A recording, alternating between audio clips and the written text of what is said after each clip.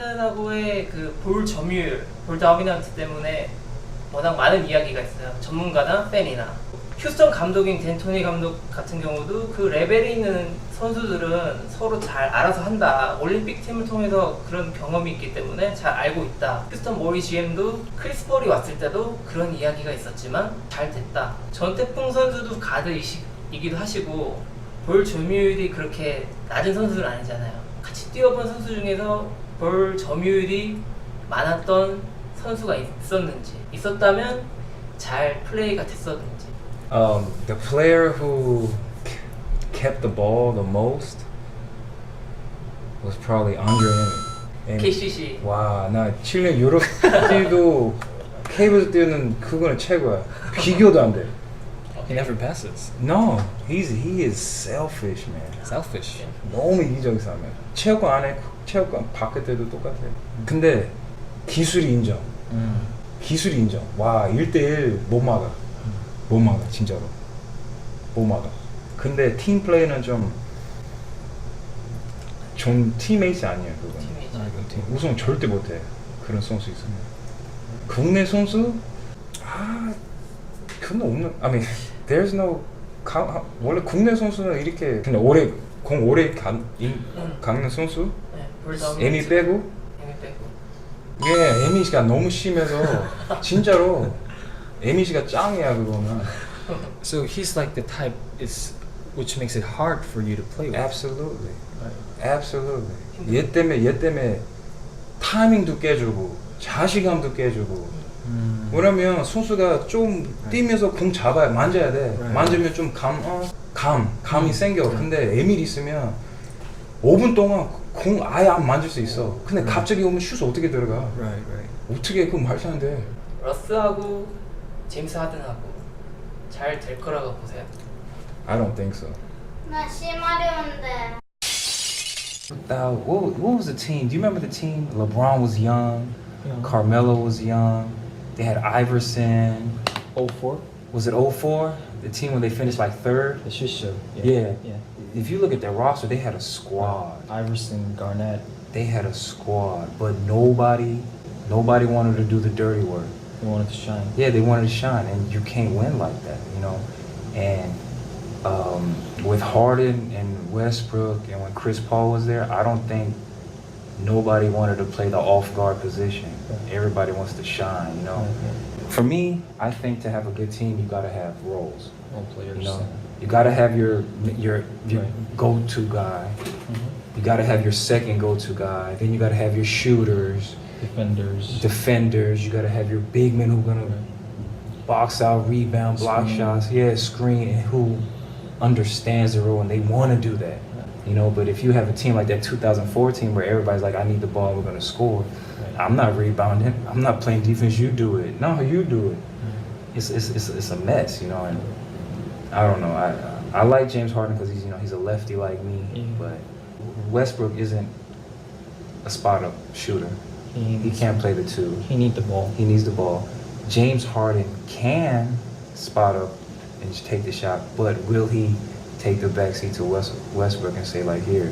He's the best ISO guy in the NBA right now. So. Exactly. So, like even with Chris Paul, he could have did that with Chris Paul.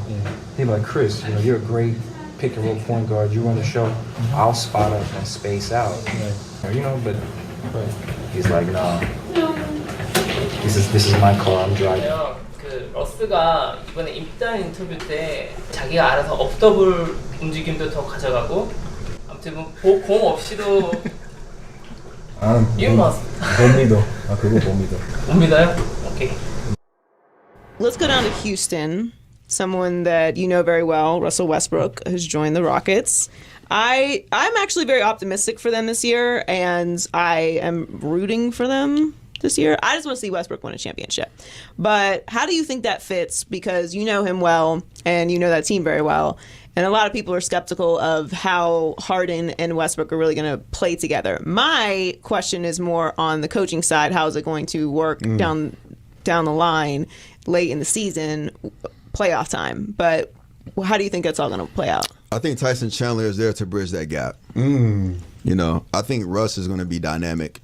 If you remember the older OKC teams when James was on that team, KD played the 3, Russ played the 2, James played the 1. James did a lot of playmaking off the pick and roll, and Russ got off the ball, which I think he's dynamic off the ball, right? He's more of a threat when he catches it at half court and attacks versus bringing it up trying to make a play, right? And then you really start to evolve with it. When you have 2 superstars and you have a superstar such as Russ, there's only certain people in the league that you are willing to get off the ball for. Either someone who's a vet, who you feel like mentored you. If they're of equal age, it has to be someone that you respect their game and you go back with. And James is that person. He respects him. They go back to high school. They have a relationship. They're excited. They're friends beyond the court. They're family. Right? The only challenge I see for the Rockets is not offensively, because you should get 8 to 11 free throws from Russ a game, 8 to 11 free throws from James a game. It's going to be a game where they both get 15 to 20 maybe each. It's going to be crazy, right? The way they attack the rim. The only problem I see is defensively. That's always been the Achilles heel for the Rockets. Defensively, how can they get a stop? That's when PJ Tucker and Tyson Chandler is going to be key. But can you entice Russell Westbrook to play on the other end of the ball, because he's going to be less offensively involved with the load? If Russ focuses to be one of the best defenders in the league, he will be first team all defense, because he is an amazing on-the-ball defender. Amazing. Beyond. That's going to be the biggest challenge. What do you say to people when he says he can play off the ball and you're saying he can play off the ball? What do you say to people who criticize his three-point shooting? Because in a lot of people's minds, playing off the ball means that you can catch and shoot a 3, especially with the Rockets, offensive system. The hardest thing to do in the NBA is to close out and keep your defender in front, even if he is a non-shooter. If he's a shooter, it's more difficult. Imagine being in, we call it the nail, but imagine being at the free throw line, and the center of the free throw line is a nail on every court. Weak side defense has to start there. Imagine James coming down, getting a piece of the paint, kicking it out to the weak side, and now you have to make an attempt to close out the Russ on a catch with momentum attacking the basket. Whether you close out short because you don't think he can shoot, or you close out to touch, he is going to beat you to the paint. True. And that's where you are going to get dunks, lobs, free throws, corner threes. He doesn't have to be a great shooter. He has to be a great corner shooter, three-point shooter, right? Yeah. If he becomes a great corner three-point shooter like PJ Tucker has become, then you have a serious problem. So they're going to find ways to kind of, create it and build it, but you have to really. And Russ is smart enough to realize, like, I got to get to the basket, because if not, James can tell him, and he respects that. Right. He's going to understand and respect that. Tyson's going to tell him. The coaches is going to just, reconfirm what they said. I don't think it would be this honeymoon, or this challenging beginning relationship of them trying to figure it out. They've been playing. They played together all last summer at UCLA. They're like they've been playing together. This is not nothing new. Okay. They've been friends for maybe 10, 15 years now. They play together in Pango's All-American camp. They know each other's game. I think the biggest challenge is going to be on the, like I said all the time, on the other end. So when you really start to dig deep and think about the levels to this, can James Harden teach Russell how to be a better pick and roll player? To where he's creating shots, he's manipulating pick and rolls, he's finding the open man, he's manipulating the game, which I think James is the best at doing it at his position. And then can Russ influence James to be a better defender? So it's like the perfect marriage. They need each other. Yeah. When I played with Barron at UCLA and we both was in the backcourt, I learned a lot from him in practice. Oh, damn, that's how he come off a pick and roll. That's how he makes that pass. And on the other end, I think he learned from me defensively. So we learned from each other, and we started to pick it up and started putting each other's games into our game. Okay, Houston, I'm just so concerned about what that fit is going to be like with those two players, especially given that Russ unlike Chris Paul, isn't a good spacer off the ball. He doesn't shoot and he doesn't move around a whole lot. He doesn't. But I think the good thing for that situation, I thought last year he did a really good job of sort of allowing Paul George to emerge and have a spectacular, almost MVP-like season for OKC. So, and he's played obviously with Durant. And I think he, sometimes as a player you want to prove that you can be at that level on your own. And he's at a point now where I think he wants to prove he can win. Yeah. Right. And so, Harden obviously is a great player. I mean, it's Harden's team. So a lot will depend on Westbrook, how he comes into this situation. But I thought last year was actually a good thing for him in terms of accepting that another player can emerge and be great as Paul George was. That's a great line, by the way. 러스랑 하든이랑 둘 중에 한 명 같이 뛸 수 있다면 어떤 선수랑 같이 뛰고 싶은지. 재미없는 것 같아. 재미없는 것 같아. 같이 뛰면 나랑 같은 팀. 만약에 둘 중에 어떤 나 재미없을 거야.